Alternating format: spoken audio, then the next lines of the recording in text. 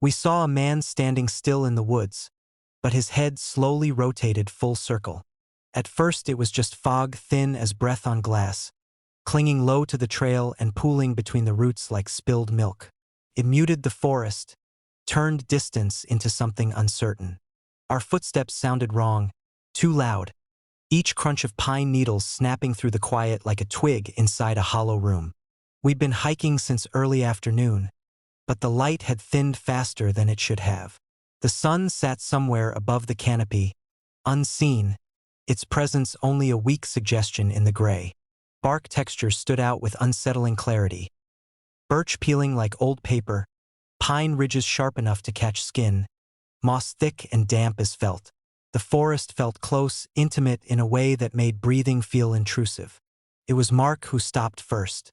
He raised a hand, fingers spread, the universal signal. We froze behind him, the three of us standing in a loose line on the narrowing trail. "Do you see that?" he whispered. At first, I thought he meant a stump. About 20 yards off the path, between two blackened firs, stood a man, perfectly still, upright. His boots, mud-caked old, were planted squarely in the leaves. He wore a jacket the color of bark, and his arms hung straight at his sides, fingers slightly curled, as if mid-thought.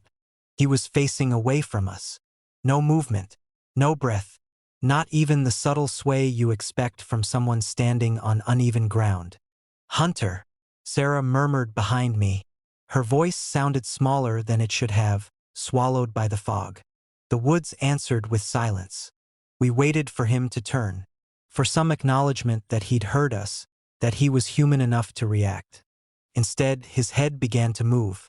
It rotated slowly, smoothly, as if mounted on a well-oiled bearing. No hesitation, no tightening of shoulders, just skin sliding over muscle in a quiet, patient arc. 90 degrees, 180. By the time his face came into view, my mouth had gone dry. His eyes were open, unblinking, pupils too dark, reflecting nothing. His expression wasn't threatening. It was blank, unfinished, like a mannequin left in the rain too long. The rotation didn't stop. His head continued past the point where bone should have resisted, past what a spine should allow, completing a full circle until his chin pointed forward again, never once moving his body. The forest exhaled. Not wind, something closer, heavier. The fog thickened, drawing closer to the ground, swallowing the space between trees.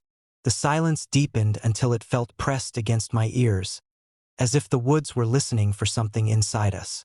"Okay," Mark said, too loud. "That's not." The man's mouth opened. No sound came out. Instead, the forest answered for him. A footstep echoed to our left, our own cadence perfectly mimicked. Then another behind us. Leaves crunched in the exact rhythm of our breathing. Somewhere deeper in the trees, a voice whispered my name, using Sarah's tone. I turned, heart hammering, but there was nothing there. Only fog and trunks and shadows that didn't quite line up with their sources. The man took one step forward. The ground beneath him didn't compress. It was as if he'd been pasted onto the scene, not bound by its rules. Each step he took was soundless, yet the forest reacted violently. Branches shuddered, bark flaked. A distant bird screamed and fell silent mid-cry. We backed away together, boots sliding on damp earth. The trail behind us looked wrong now. Longer than before, stretching into a corridor of repeating trees, each one identical, each knot in the wood mirrored in the next. "Don't run," Sarah whispered. "Don't run." The man stopped again. His head tilted, just slightly, like a curious animal. Then the shadows began to move. They detached from their trees, stretching across the fog, pooling at his feet. Shapes formed within them, limbs too many, angles too sharp. Faces suggested and erased in the same instant. The man raised one hand. The forest answered. Our watches chimed at once. Not the hour. Not any hour. The sound was wrong. Too long, too layered, as if multiple times were ringing over each other. My vision blurred, and for a moment I was standing where I'd been minutes ago, then hours ago, then not at all. The trail flickered. New growth overlaying rot, fallen trees standing upright again, then collapsing in fast-forward decay. The man's lips moved. This time, sound came out, but it wasn't speech. It was the noise of trees growing, the wet, fibrous tearing of bark, the groan of roots forcing stone apart. His voice carried all of it, layered and intimate, like a memory pressed directly into the skull. "Witness," something said, not aloud. Inside, the fog parted just enough for us to see what stood behind him. More figures, not standing, embedded. Half-formed shapes fused with trunks, faces stretched across bark grain, eyes opening and closing with the slow patience of seasons, mouths filled with leaves, arms grown into branches, fingers budding twigs. People once. The man turned his head again, not a full rotation this time, just enough to look at each of us in turn. When his gaze met mine, I felt something peel away inside, a thin layer of self I hadn't known was separate. He stepped aside, revealing a symbol carved into the earth at his feet. A spiral of roots and bone, pulsing faintly, as if the ground itself had a heartbeat. The forest leaned in. We didn't remember running, only stopping suddenly. At the edge of the trees, daylight spilling unnaturally bright onto the road. The fog cut off at the tree line like a wall. The woods behind us stood still, innocent, silent. Too silent. Mark was gone. Search parties came. Dogs refused the trail. Compasses spun uselessly. Officials called it exposure, disorientation, tragedy. But sometimes, when the wind drops and the light turns gray, I think of the man standing perfectly still among the trees, head rotating slowly, waiting for the next witnesses. And deeper in the forest, something vast and old adjusts its grip on the world, counting time in footsteps, growing patiently toward the sound of our names. Something in the forest kept calling out to us, promising it could lead us home. At first, it was only a sound we noticed because of its absence.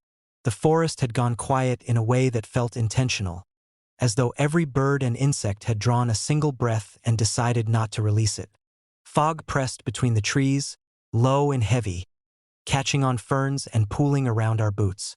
It smelled of wet bark and old leaves, a scent so thick it felt textured, like something that could be peeled back with a knife. We had been hiking since morning. Now the light was thinning, not dark exactly, but diluted, sunlight filtered through layers of cloud and canopy until it became a pale, tired gray. The trail underfoot had narrowed without us noticing. Pine needles gave way to damp soil, and the dirt clung to our soles as if reluctant to let go. That was when we heard the voice. "Over here," came from ahead of us, somewhere beyond the fog. Not loud, not urgent, just clear enough to suggest certainty, direction, the promise of an end. We stopped at once. Sound carried strangely in the woods, bouncing and folding back on itself. Still, the voice had shape. It had distance. It had intent. "Did you hear that?" Mara whispered. I nodded. Eli turned slowly in a circle, scanning the trees. The trunks rose around us like pillars in a ruined cathedral, bark split and ridged beneath curtains of moss. When the wind moved, it scraped branches together with the sound of dry knuckles rubbing. It sounded like someone, Eli said. We waited. The fog breathed around us. Somewhere, water dripped steadily, each drop landing with a hollow plink that echoed longer than it should have. "Hello," Mara called. For a moment, nothing answered. Then softer, closer. "You're almost there." The words slid through the trees, threading themselves between roots and stones. The voice wasn't male or female. It had no age to it. It carried warmth without emotion, like sunlight remembered through glass. My stomach tightened. "That's not right," I said. "There's no one else out here." "We could be wrong," Eli said, but his voice lacked conviction. He hugged his jacket tighter, fingers digging into the fabric. "Maybe another trail. Maybe a ranger."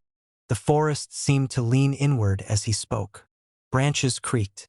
The fog thickened, blurring the shapes of the trees until distance lost meaning. "Follow the sound." the voice said gently. You've been gone long enough. It knew we were lost. That alone should have stopped us. Instead, the words slid into the spaces panic had opened in our minds. The idea of home, warm lights, walls, names, felt suddenly fragile, something that could slip away if we didn't reach for it fast enough. We moved. Each step off the trail felt like a small betrayal, but the ground ahead looked no different from what lay behind. Fallen leaves disguised roots. Our boots sank into mud that sucked at us with quiet persistence. The air grew colder, damp seeping through our clothes until our skin prickled. As we walked, the forest began to change. Not dramatically, but subtly, in ways that made doubt feel foolish. A broken stump resembled the one near my childhood home. The curve of a fallen branch matched the shape of the oak outside Mara's apartment. Familiarity crept in through coincidence. You remember this place? The voice murmured. You've walked here before. No, Mara said, but her pace quickened. Her breath came shallow, quick bursts that fogged the air. The path split ahead of us into 3 narrow tracks, each vanishing into the mist. Old ribbons hung from branches nearby, their colors bleached and frayed. Trail markers, maybe, or warnings. The voice drifted from the left. This way. Then, from the right, my name. It was my mother's voice, not a perfect imitation, but close enough to tighten my chest. She spoke the way she used to when I was a child, when I'd wandered too far from the house at dusk. Come on, she said softly. You're going to get cold. I froze. The forest smelled suddenly of wood smoke and winter coats. I could almost see the porch light through the trees. That's not real, Eli said sharply, grabbing my arm. His grip was too tight, nails biting into skin. Don't listen. But Mara had stopped too. Tears shone on her lashes. From somewhere behind us, her brother's voice laughed, bright and familiar, calling her nickname the way only he ever had. The forest listened. The silence pressed closer, swallowing the sound as soon as it formed, as though the trees were drinking it in. The fog swirled, briefly revealing shapes between trunks. Paths that curved just out of sight, footprints that appeared and vanished before we could be sure they'd ever been there. Why would it do this? Mara whispered. Why would it hurt us? It's not hurting you, the voice said, now everywhere at once. It's helping. You're tired. You've wandered long enough. We tried to backtrack. The way behind us was gone, replaced by a wall of trees so dense it felt newly grown. Bark scraped my palms as I pushed against it, rough and damp, alive with small movements beneath the surface. Something shifted under my hand, like muscle tightening. Eli swore and stumbled back. The trail's gone. The voice sighed, a sound like wind through dead leaves. There is no trail anymore. Night fell without ceremony. One moment the forest was dim. The next, it was dark enough that our headlamps felt inadequate, thin cones of light swallowed by fog.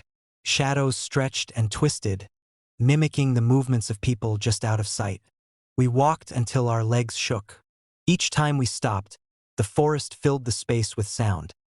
Footsteps matching ours, breaths that weren't our own, the distant crack of branches snapping under unseen weight. The voices grew more insistent. They promised rest, warmth, an end to the ache in our bones. Just a little farther, my mother's voice said, so close I felt it against my ear. I'll take care of you. Mara sobbed and sank to her knees. The ground beneath her gave way slightly, soft as rotting flesh. Eli and I hauled her up, but the forest closed in, roots rising like ribs around our ankles. We reached a clearing at last.